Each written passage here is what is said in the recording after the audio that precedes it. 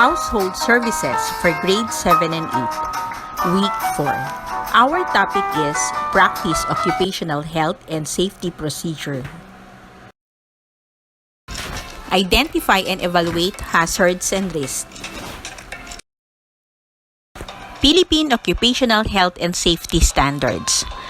Occupational safety and health is a cross-disciplinary area concerned with protecting the safety, health, and welfare of people engaged in work. The goal of all occupational safety and health programs is to foster a safe work environment. As a secondary effect, it may also protect co-workers, family members, employers, customers, suppliers, nearby communities, and other members of the public who are impacted by the workplace environment. It may involve interactions among many subject areas, including medicine, occupational well-being, public health, safety engineering, industrial engineering, chemistry, health physics, and others. The Occupational Safety and Health Center in the country is established by Executive Order No. 307. The implementing rules and regulations are issued by the Employees Compensation Commission or ECC.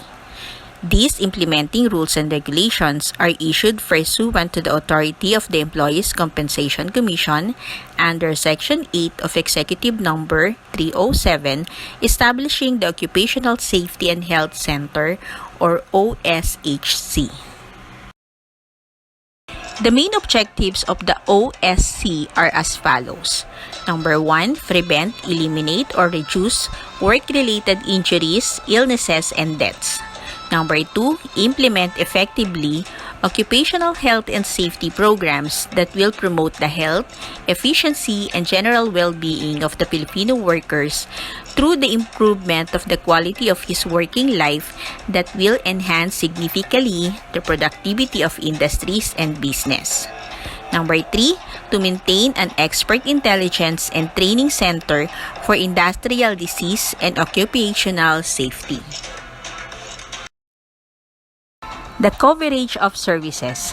The services of the Occupational Safety and Health Center or OSHC covers the following: preventive, primary, secondary, tertiary prevention, aspect of occupational safety and health in every workplace, public or private. The center serves as the authority on occupational safety and health in the areas of research, training, and information dissemination and technical services. The center undertakes studies and research in all aspects of occupational safety and health. It focuses the studies to prevent, reduce occupational and work-related injuries and illnesses, to continuously review and support the updating of the list of occupational illnesses as prescribed in PD 626, Employees Compensation and State Insurance Fund, and to aid standard setting and enforcement of OSH standards. Hazards and risks and its effects. A hazard is a situation that poses a level of threat to life, health, property, or environment. Most hazards are dormant or potential with only a theoretical risk of harm. However, once a hazard becomes active, it can create an emergency situation. A hazard does not exist when it is not happening. A hazardous situation that has come to pass is called an incident. Hazard and vulnerability interact together to create risk. The three modes of hazard. First, the dormant. The situation has the potential to be hazardous, but no people, property, or environment is currently affected by this. For instance, a hillside may be unstable with the potential for landslide, but there is nothing below or on the hillside that could be affected. Second, armed. People, property, or environment are in potential harm's way. Active. A harmful incident involving hazards has actually occurred. Often, this is referred to as an active hazard, but as an accident, emergency, or incident.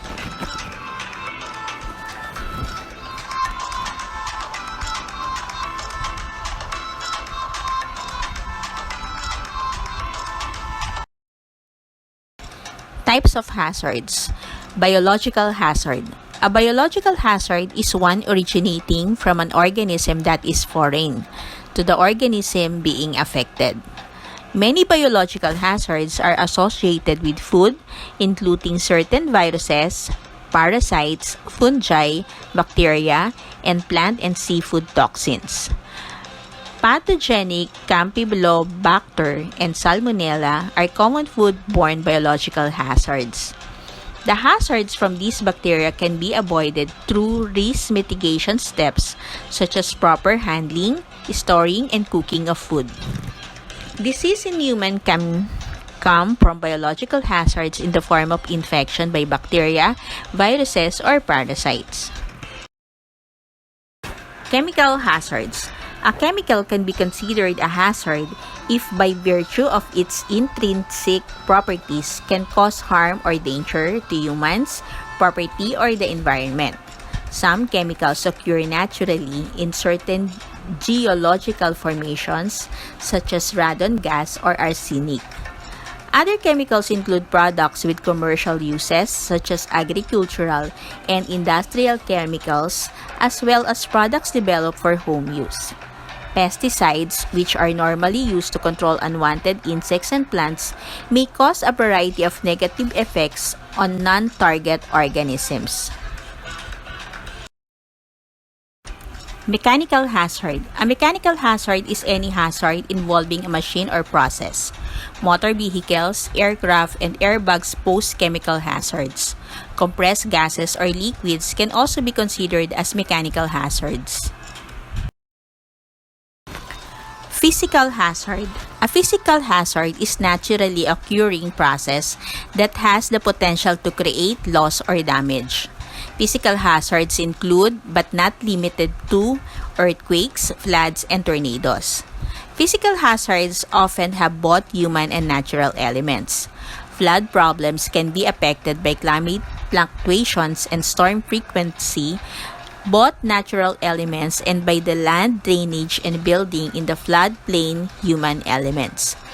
Another physical hazards like X-rays are naturally occurring from solar radiation but had been utilized by humans for medical purposes. However, overexposure can lead to cancer, skin burns, and tissue damage. Ergonomic hazard.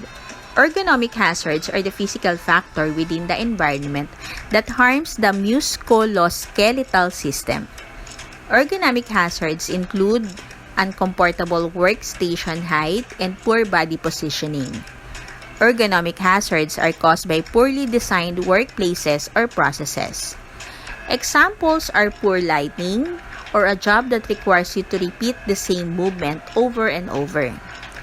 An office receptionist that has to type an abundant amount of documents may be affected by ergonomic hazards. If he or she is not seated, they will have back pain, neck pain, bad eyesight, and leg cramps. One of the most basic health practices in any workplace is having it free from common workplace hazard. Workplace hazards vary from one working environment to another. Because there are so many types of hazards, the three that will be discussed are mechanical hazards, biological hazards, and chemical hazards. The effects of hazards in workplace. Number 1, mechanical hazards. The severity of the injury depends on mostly how the accident happens, like slips, falls, and entanglement. It is the responsibility of the company to make sure all risks are minimized. Chemical hazards. Everywhere around us see chemical and mixture of chemicals.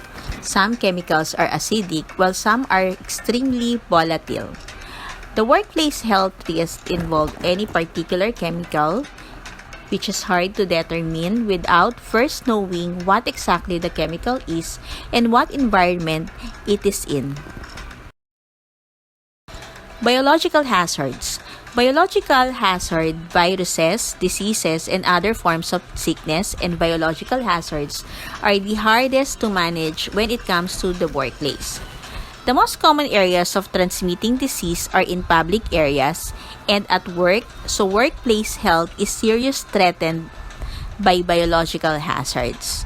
One more reason why biological hazards are hard to manage is their ability to travel from place to place.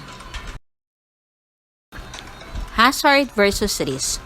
The term hazards and risks are often used interchangeably. However, in terms of risk management, there are two very distinct terms as defined. A hazard is any biological, chemical, or mechanical or physical agent that is reasonably likely to cause harm or damage to humans or the environment with sufficient exposure or dose. Risk is defined as the probability that exposure to hazard will lead to a negative consequence, or more simply, risk is equal to hard times dose or the exposure. Effects of ergonomics in the workplace. Each and every day, a housekeeper working in the safe environment of a hotel, yet performing repeatedly and routinary jobs, face a higher percentage of health risks than a cab driver. Everyday cleaning activities of a room attendant, from lifting the bed to scrubbing the lavatory, requiring frequent symmetric motions like twisting, bending, and turning, would most likely result to some musculoskeletal injuries.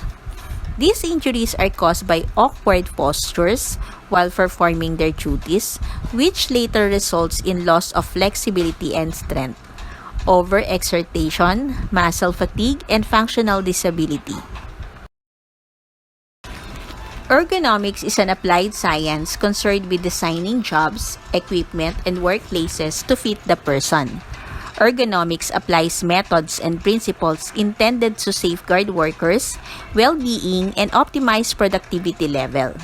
This system is a joint responsibility of the management and staff, since without it, both are at higher risk.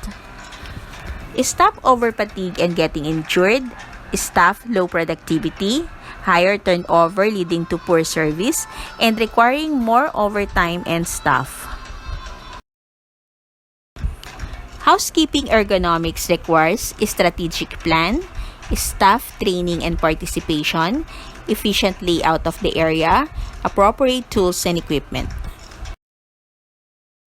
Benefits of ergonomics. It improves efficiency of housekeeping work, increases work quality, reduces discomfort or pain in housekeepers, lowers housekeeper injury risk, and allow housekeepers to work easily. The sample of diagram for housekeeping system components that impact safety and efficiency.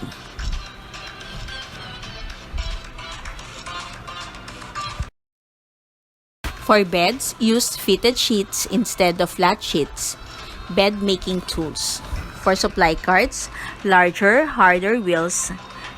Replace worn wheels and motorized cart. For vacuuming, lighter weight, self-propelled brush or brush assist, ergonomic handles, and alternative to upright, examples, canisters, and backpacks. For bathrooms, long-handled brushes and scrubbers, brushes and sprayers with more comfortable grips. For dusting, use of Microsoft fiber products and extended handles. Contingency measures and procedure. A contingency plan is a written emergency procedures plan which describes what action must be taken to minimize hazards from fires, explosions, or unplanned releases of hazardous waste or hazardous waste constituents to air, soil, or water.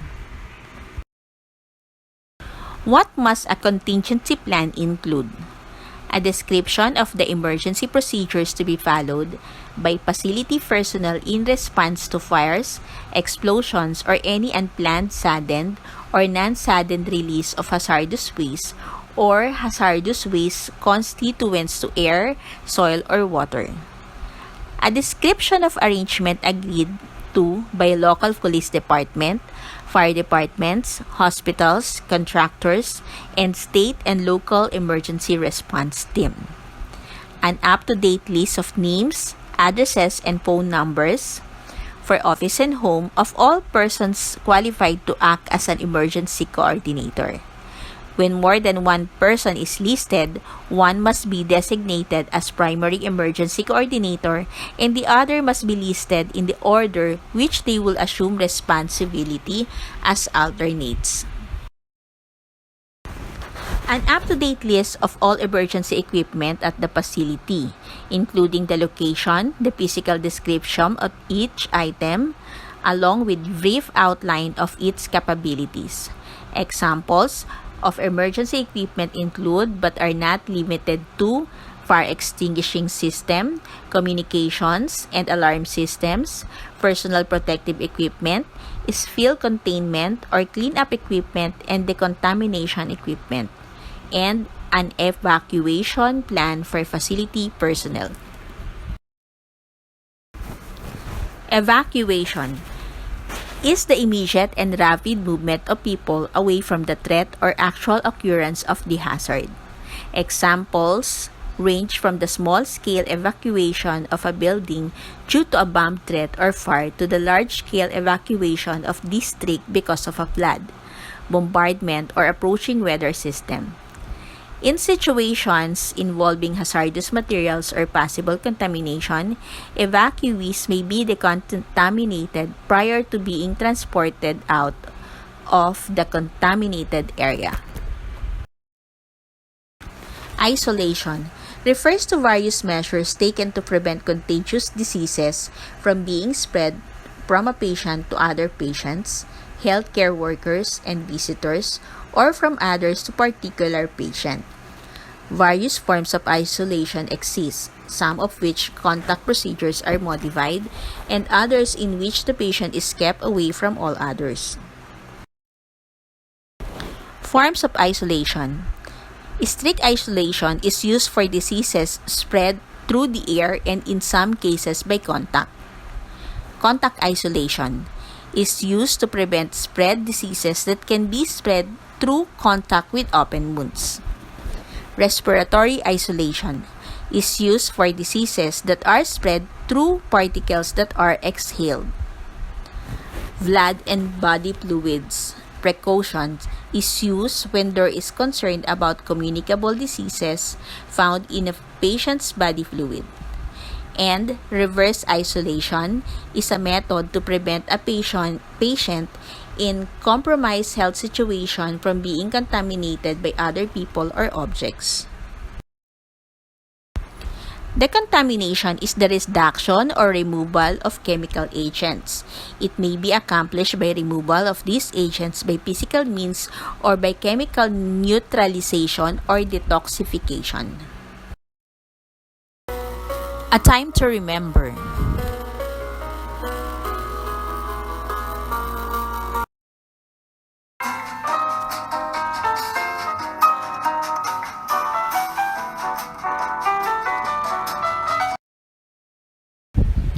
This is Maylene Huliganga. Thank you for watching.